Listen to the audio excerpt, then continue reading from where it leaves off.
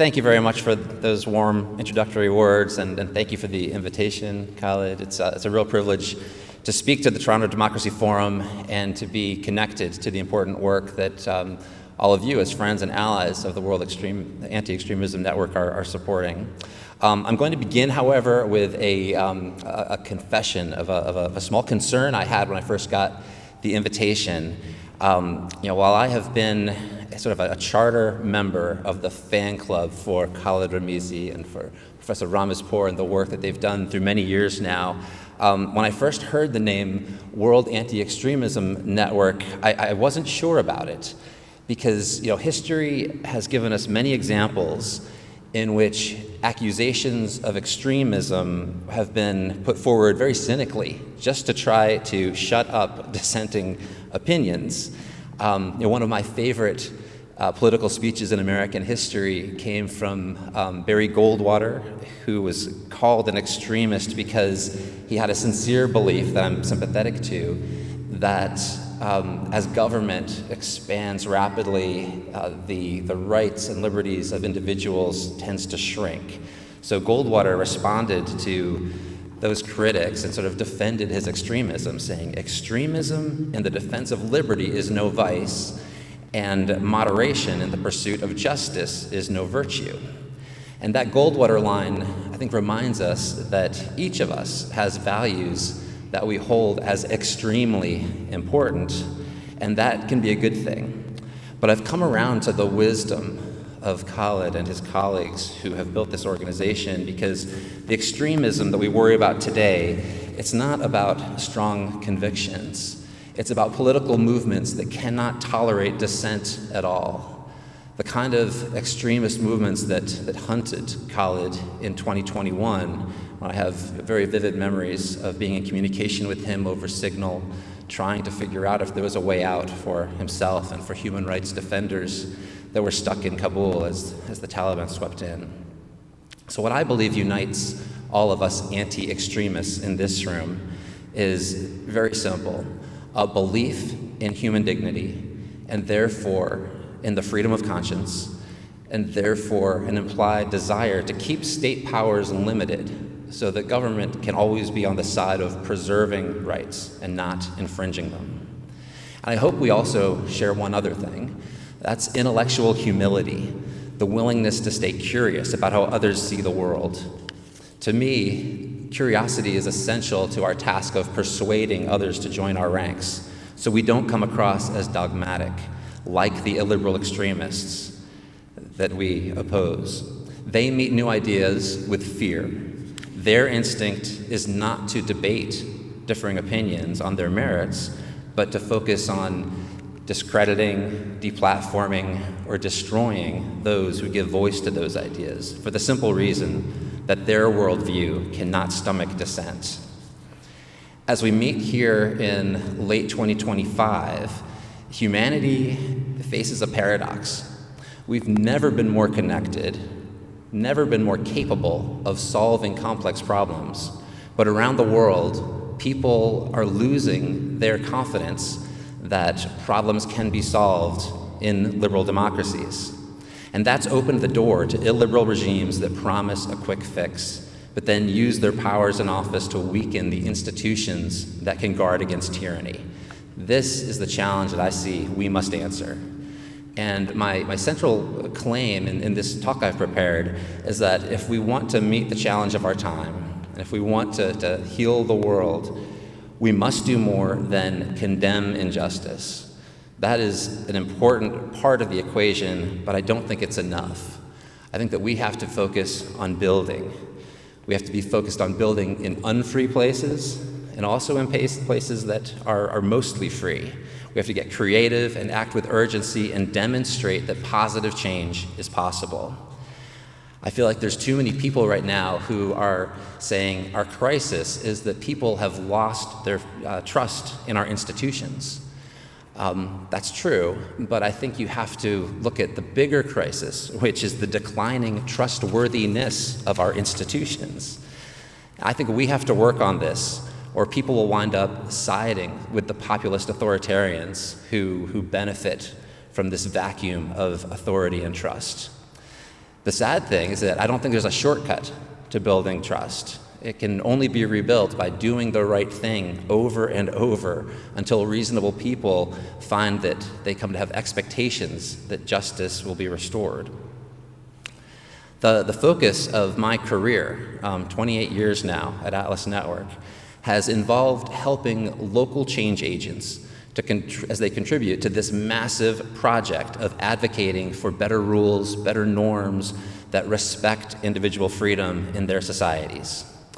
My strongly held belief is that peace and prosperity blossoms in free societies, and the best way to unlock opportunity for everybody in a society is to look at how we can improve the rules under which that society operates. This might sound like it's a political challenge, but politics is usually the wrong place to start if you want to create change here. You can pour a lot of energy, many resources, into the project of electing the right person, and usually you come away disappointed. Often because the right person doesn't win that election, or they do gain power, but they compromise their principles as soon as they set foot in government. Or sometimes they win, they stay principled, but they don't have any allies to help them accomplish anything for the cause that you hold dear.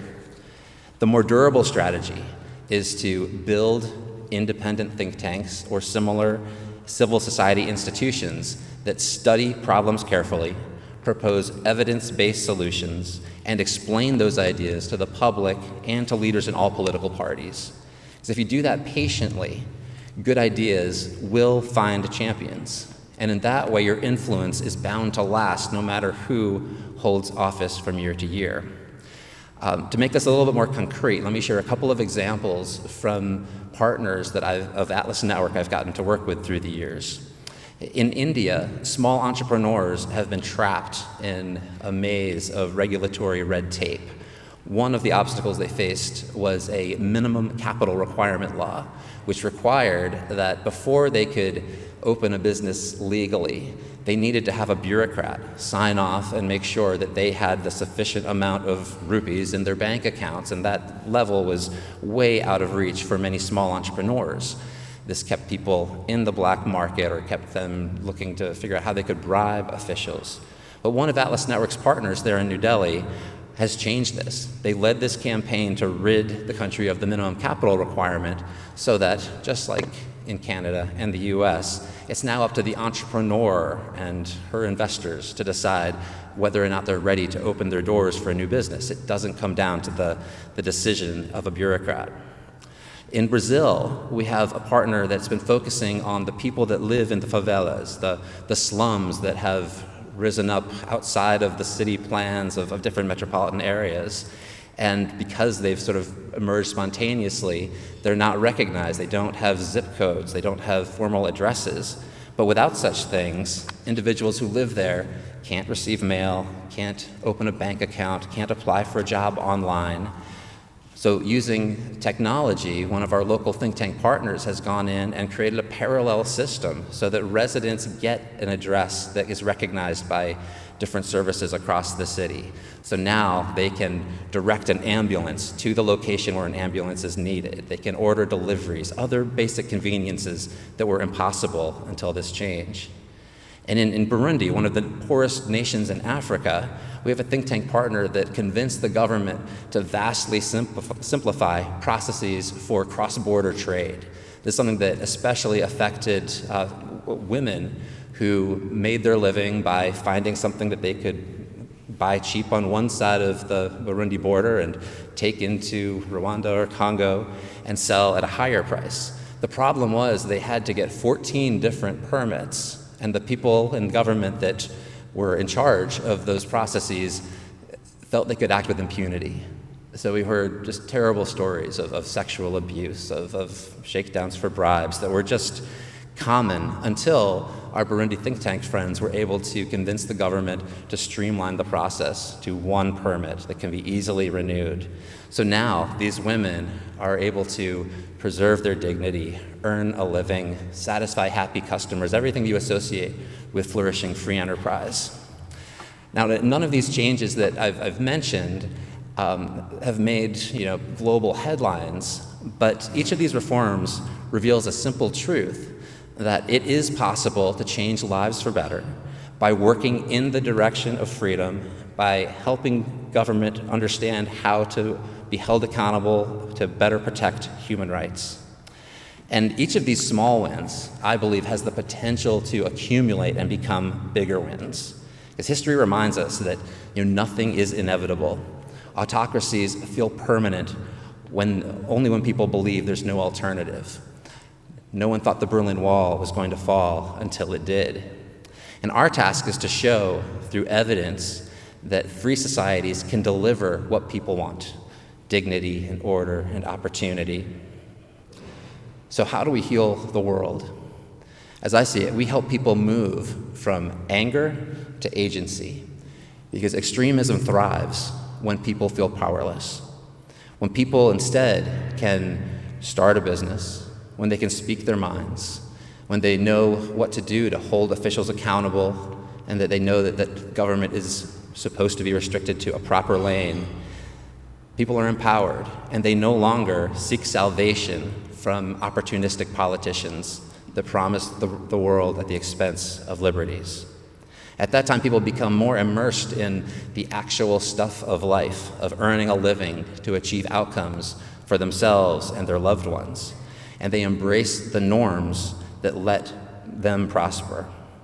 They begin to see that prosperity, the theme of our dinner, is always, as Matt Ridley has said, a descendant of freedom. So let's focus on freedom. Together, I think we have this amazing opportunity to build a movement that pairs the moral courage to speak out against authoritarianism. And I'm humbled to be in a room with so many people that do just that. I hope that can be paired also with practical action to show that the ideas of liberty work, and that freedom's not a luxury for stable societies, that it's in fact the foundation of human dignity everywhere. I know that it has amazing champions all over the world in the men and women that have created organizations that I've been so honored to partner with through the years via Atlas Network.